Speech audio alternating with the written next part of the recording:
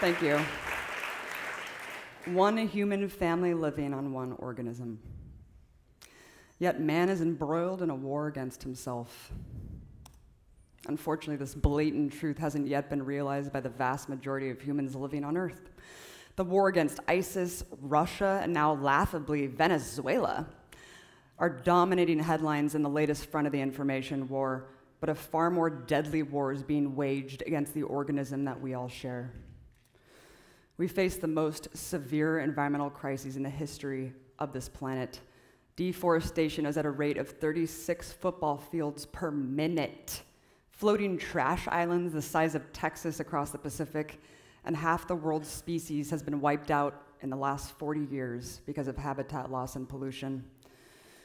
In just the last 30 years, climate change has already caused a tripling of natural disasters, with scientists predicting an irreparable tipping point by year 2020. Ironically, that's the same year that Obama has pledged to cut carbon emissions by 17%.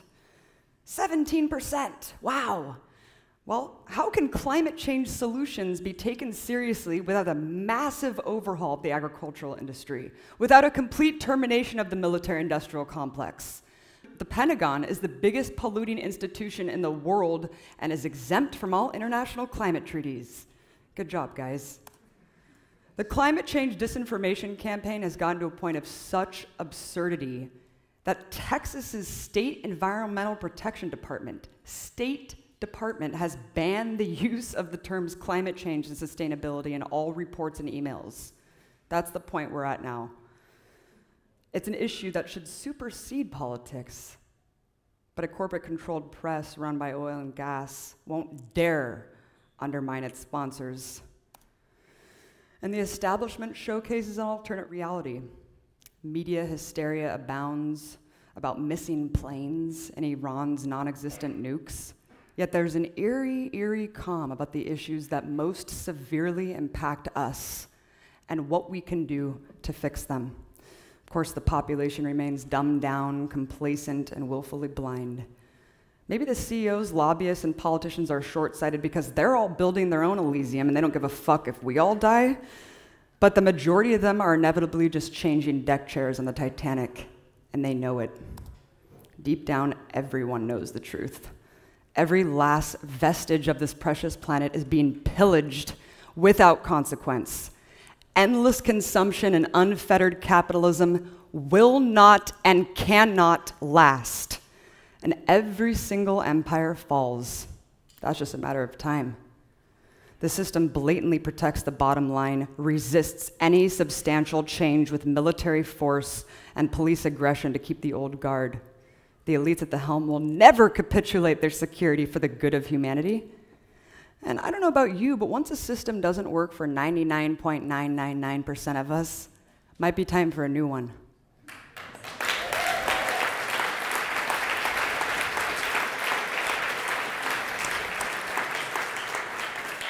I know all of you guys know this already, otherwise you wouldn't be here. And thank fuck for Peter Joseph's not only incredibly mind-blowing 3-part documentary series, Zeitgeist, but for his follow-up work with The Culture of Decline. All necessary mandatory viewing for everyone, and all of which dismantle this toxic conventional wisdom that strangles us in our mental development. And I'm more than ecstatic to be part of an annual event that offers a different path than the crash course of hell that humanity is bulldozing down. And Peter's work really helped me. It helped my political awakening a lot. Before RT, I was doing anti-war organizing. But once I saw the media selling the Iraq war across party lines, I realized that there was something very systemically wrong and corrupted, and it crossed all barriers. And I realized that media was really the #1 battle. Because if you don't have a platform to tell your message, no one will hear it. And seeing the power of Peter's video work to shatter religious, political, economic dogma inspired the hell out of me. And I was also inspired by the trajectory of this series, which not only deconstructed these systems of control, but then presented an entirely new realm of possibilities. Around that same time, I started a little website called Media Roots. It started as just a hub for censored information. It grew into a multimedia citizen journalism project which eventually brought me to Russia Today and then Breaking the Set. And it was a dream job to attack power on an international platform. But I decided I want to be meeting the people behind the stories and telling them myself independent from any state or corporate entity. I don't just want to react to mainstream media's circle jerk of fuckery. These issues deserve in-depth analysis and substantive discussion, which is everything that we've seen here today. Hence the problem with the 24-hour news cycle, right? It incessantly reacts to what these corporate elite assholes create for us. That's their reality. And just to emphasize this point, Bush lackey, I don't know if any of you know who Karl Rove is, brazenly told the New York Times back in 2004, a reporter named Ron Susskind, he said this: "We're an empire now, and when we act, we create our own reality. And while you're studying that too, judiciously as you will, we'll act again, creating other new realities, which you can study too, and that's just how things will sort out. We're history's actors, and you, all of you, will just be left to study what we do." Unfortunately, he's right.